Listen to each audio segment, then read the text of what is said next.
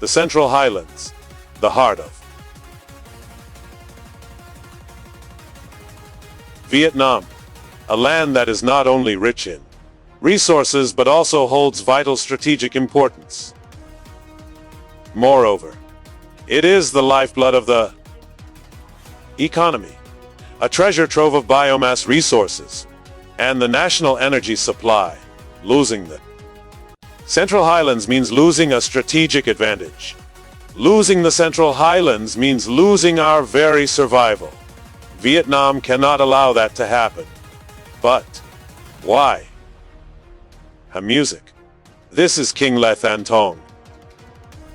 Although not the first king of the later Lai dynasty, he is still remembered as the one who ushered in the golden age of Vietnamese swordsmanship. He was also the one who lifted the veil of mystery, allowing the Vietnamese people to experience for the first time the pristine and majestic beauty of the Central Highlands. In 1470, faced with the constant harassment of southern Vietnam by Champa, King Le Than Tong decided to launch an army to conquer this region.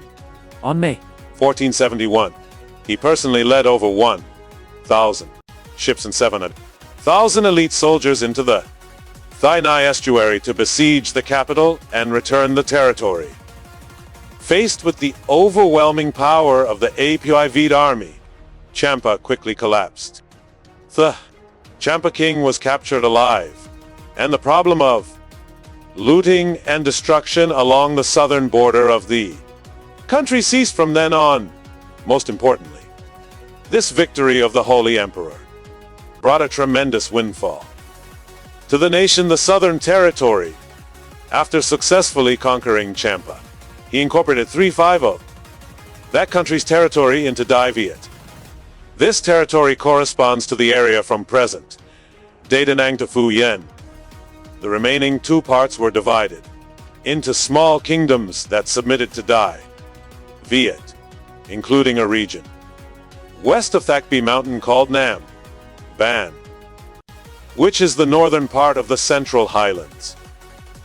Today, at that time, Nam Ban was still a remote mountainous region unfamiliar to the people of Dai Viet. The plateau terrain, with its rugged mountain ranges separating them from the plains, has given them unique customs and ways of life.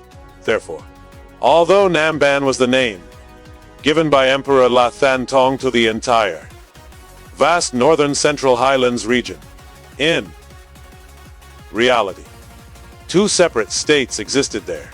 One is the Fire Palace, led by the Fire King, and the other is the Water Palace, led by the Water King. However, due to geographical barriers, our understanding of these two leaders during the reign of Emperor Viet Nam and Giens, here, during the Nagayan dynasty, interactions between Dai Viet and the new kings of the Fire and Water kingdoms gradually became more frequent. From the very beginning of the southward expansion, Lord Nguyen Hong took the initiative to establish relations with these two heads of state. Initially, Nguyen Hong Pagoda sent people to distribute offerings to the two temples, Phi Se and Hosa. Accordingly, he skillfully sent people to bring local products to win over the people, as well as the kings of these two countries.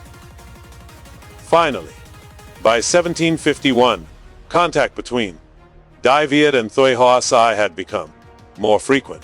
Accordingly, the two countries of Thay Zai and Hoa Zai would periodically visit Phu Yen every 3 years to pay tribute to Dai Viet.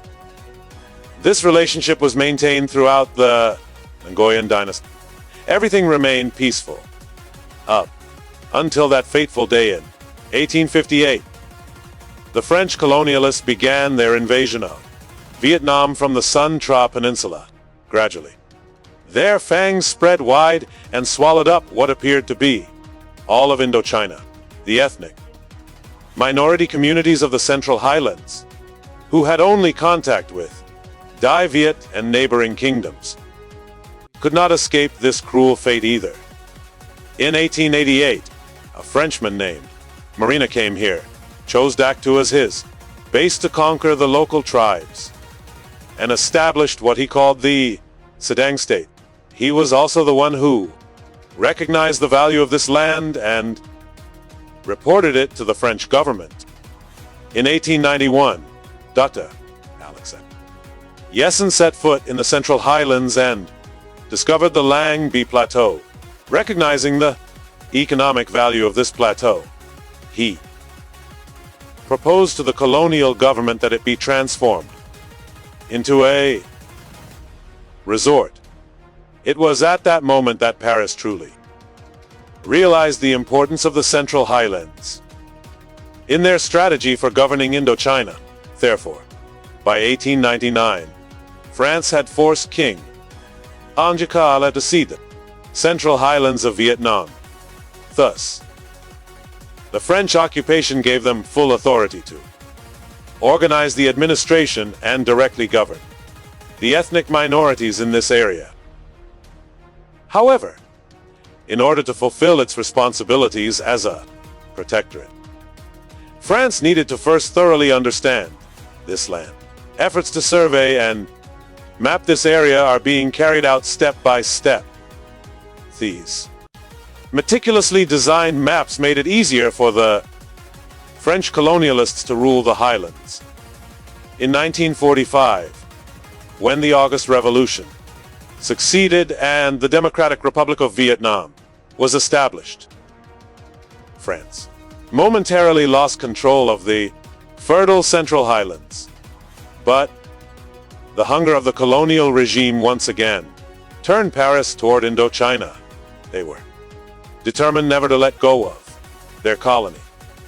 Again, therefore, the French High Commissioner in Indochina, Alexander de Rhodes, devoted himself to implementing the plan of dividing the territory. In accordance with the directives of the French government, he organized the Central Highlands region, which at that time comprised 5 provinces, into an organization called the Federation, responsible for the mountain populations of southern Indochina. This organization is directly under the management of Dak Jung Liu. That was the plan of this High Commissioner, as well as the French government, to divide the people of the Central Highlands and the Keen people, in order to deepen animosity between the brotherly ethnic groups, thereby preventing the formation of Vietnam. One more thing, the Vietnamese people have never been subdued by their grandmother. In 1954, France was completely driven out of Indochina. The Central Highlands will, in theory, return to Vietnamese sovereignty, but a line was drawn across the Ben Hai River by the imperial powers to permanently divide the young nation. The Central Highlands fell into the hands of the Ngo Diem regime, which had the support of the U.S. in the south. Due to its geographical characteristics, this area has become a crucial territory, frequently contested by various parties seeking an advantage in conflict. This is what makes the Central Highlands an irreplaceable strategic defense asset, even in the present day. We will discuss this point in more detail later in the video. Returning to the Central Highlands under the control of the Republic of Vietnam, the region was divided into 7 provinces with approximately 1 million inhabitants. These 7 provinces were merged into 3 provinces: Gia, Kontum, Lam, Dong, and Dak. Lak. 16 years later, Gia and Kontum provinces were divided into 2 corresponding provinces. Most recently, in 2004, Dak Nong province was established by separating a portion of Dak Lak province the Central Highlands, have remained unchanged from then until now, under the undisputed sovereignty of Viet Nam.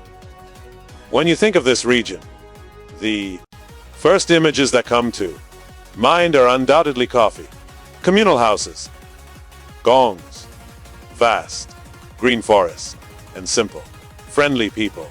The natural beauty of Vietnam's highlands is undeniable, but hidden behind that beauty are also invaluable values crucial to safeguarding national security.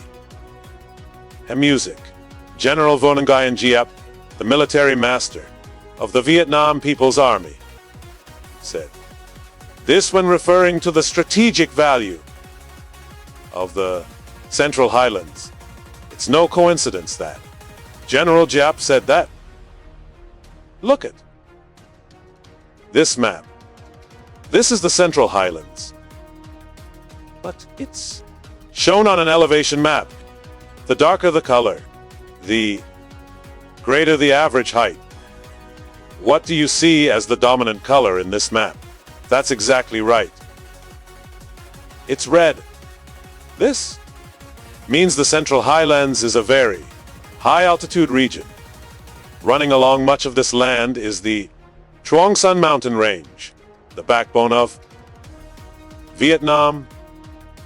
Looking from the coastal region of south-central Vietnam, you'll see that the Central Highlands seem to stretch straight up into the sky. It continues like that all the way to the summit, Mount Ngoc Linh, which is meters high. Then the slope gradually eases to meet the Mekong River on the western bank. While such high altitudes certainly pose significant transportation challenges, they also make the area highly desirable to any policymaker. Due to its immense potential for national defense, you're probably familiar with images like these. They all shared the common task of defending the inner ramparts. For effective defense, buildings must be constructed high because the elevated position allows the commander and guards to have a panoramic view of the surrounding area. Information such as the enemy's movements and troop deployment can be easily gathered and processed as quickly as possible. The survival of a dynasty hinges, to a greater or lesser extent, on the height of its watchtower. Returning to the Central Highlands, this region is nothing short of a natural watchtower that geography has bestowed upon Vietnam, with an average elevation of approximately 600 meters above sea level. This area is an ideal observation point. Not only will the Central Highlands provide a vantage point for observing the flatter lands surrounding it, but it will also give Vietnam greater prominence in the skies. Even if a formidable army were to land in Vietnam and attempt to penetrate deep inside, they would still have to be extremely cautious. A strong horse can cross plains, but it's not guaranteed to climb the hills and mountains of the entire plateau. The high altitude and steep slopes of the Central Highlands also turn this region into a solid defensive wall. Whether the enemy attacks from the east or the west, they will have to overcome this geographical obstacle. Time, manpower, and logistical capacity will all be affected. But troops on the high ground could easily shell the area, provide support to forces on the plains, or even create a safe zone for retreat if the situation became critical. If you've ever visited the Central Highlands, you'll see that the entire region is covered in dense forests, winding mountain roads, and countless rivers and streams. These were the perfect cover for defensive operations, shielding the positions and movements of the Vietnamese army from the enemy's watchful eyes.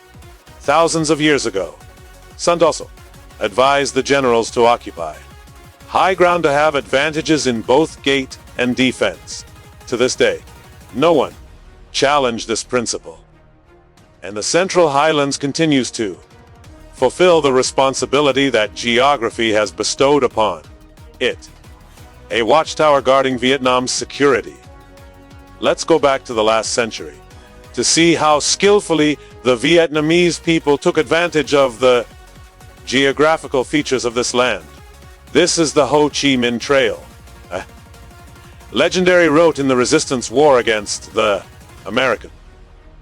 Have you ever wondered why the soldiers back then didn't choose a flatter route for logistics, but instead had to fight their way through the treacherous jungles of the Central Highlands like this? If they traveled through flat, eastern regions, the people of South Vietnam would probably never have received aid from the north, because American planes could easily sweep through and destroy any supply efforts. Instead, the Vietnamese troops took advantage of a detour through the dense jungles of Laos, the Central Highlands, and Cambodia. The Central Highlands, with its vast expanse of vegetation, provided Vietnam with perfect camouflage against enemy aircraft raids. The numerous mountains surrounding the area also served as a protective wall against the carpet bombing raids by the American forces. History has proven this to be the right choice, as the North successfully provided approximately 2 million people and 1 million tons of goods to the battlefields in the South.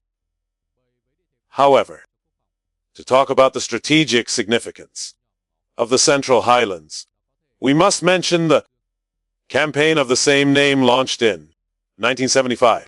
At that time, the Democratic Republic of Vietnam had several options for implementation. The first option is the Southwest region.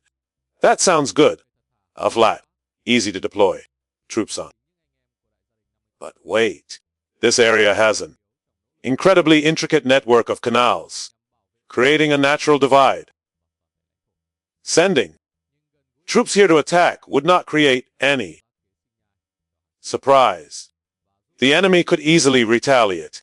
Furthermore, the Vietnamese army itself would be fragmented due to the obstruction caused by the irrigation system in the area. The Southwest Vietnam option was rejected. Now we look towards the Southeast region, this area, which guarded Saigon, the capital of the Republic of Vietnam government, was also a relatively flat place with not many canals. If we could directly target the issue of biological independence, nothing could be better but attacking.